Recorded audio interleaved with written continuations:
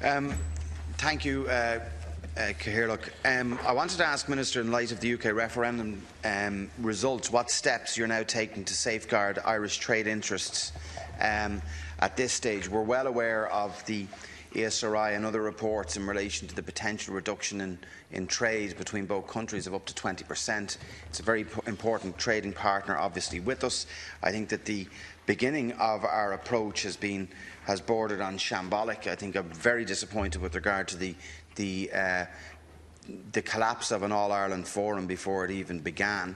And that is something that does concern me, and I would hope that will be able to be addressed. But just specifically on this question, what plans at this early stage, and granted it is an early stage, are you putting in place to safeguard Irish trade interests between the two states? Minister, 2 minutes. Thanks to the Deputy for this question. And indeed, as I said in the House last week during an important discussion on the implications of the outcome of the UK referendum, I believe that there is a collective determination across the government and opposition benches to meet the challenges and the uncertainties of the period ahead. Our work together over the next few months and years must serve Irish national interests as we construct a new environment in which to maintain the strongest possible relations with our EU partners and with the United Kingdom, not least insofar as our trading relationships are concerned.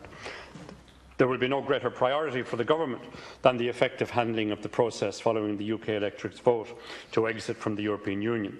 As to the shape of negotiations at EU level, both in terms of the withdrawal and the UK's future relationship with the Union, this was a matter of some discussion at last week's European Council in Brussels, which the Taoiseach attended. In his post-European Council statement to the House today, Taoiseach made two important points very clear. Firstly, the Article 50 provides a legal framework for the withdrawal negotiations, and that the European Council, that is the European Heads of State and Government, will direct the process.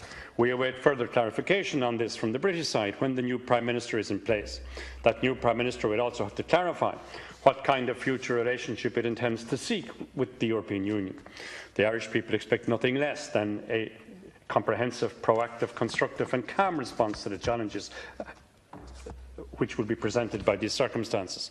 And as a government, we will use every resource available to us. Can I say that the North-South dimension is of critical importance. At the plenary meeting of the North-South Ministerial Council yesterday, the Government and the Northern Ireland Executive had a detailed discussion on the potential impact of the UK referendum result to leave the EU, in order to optimise joint planning and engagement on key issues following the referendum. We agreed to take actions on a number of priority areas. While we continue to rely heavily on a number of traditional markets, Ireland has been working to deepen its market penetration and its market diversification. For example, while growing in volume terms, the percentage of UK exports as a percentage of total global exports has declined over the period 2005-2015. This reflects the strategy of Enterprise Ireland in supporting clients to win more business in the UK, while at the same time diversifying the overall export base through targeting other markets and re-emerging high-growth markets. Deputy O'Brien, you have 1 minute for a supplementary. Yeah, I understand it's a general response that you've given there because it is early days, but already the threat to our export market with the severe weakening in sterling is something that I would expect that through the department, particularly the trade element of your own portfolio, Minister, that we are assisting our own exporters, and whilst our dependency on the British market is less than it was 20 years ago, it still is significant, with 1.2 billion plus per week in trade between both Ireland and Britain. So maybe just by way of a supplementary, have government or have you deployed further resources within your own department and across departments insofar as looking at how we can support in the short term, whilst this uncertainty is in place, many businesses and Irish firms who are exporting into the UK, and also from a Tourism Ireland perspective, as to how this result itself may affect visitor numbers and everything else that flows from that. So I would wonder if you could respond, please. Thank you, Deputy Minister. Yes, can I agree with the Deputy on the importance of the points at issue here. And yes, we have been engaged in a review of our personnel and something of a redeployment.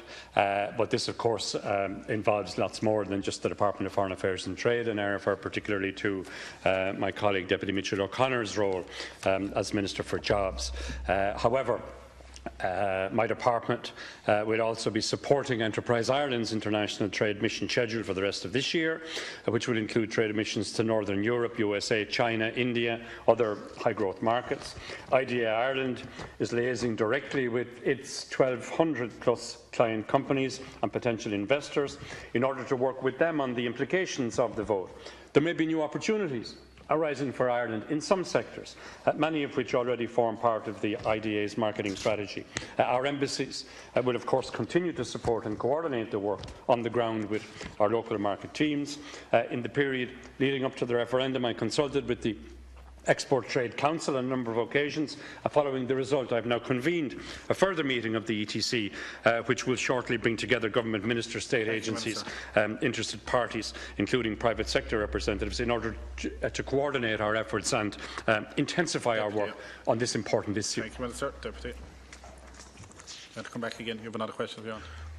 Well, I would thank the Minister for the response. Whilst, yes, there are and may be opportunities for Irish firms post-Brexit as well, and I understand that the IDA, Enterprise Ireland and others, through your department and others, will try to seize upon those opportunities. I think that fundamentally it's not in our interest either that the process is allowed to just run into the next year or two.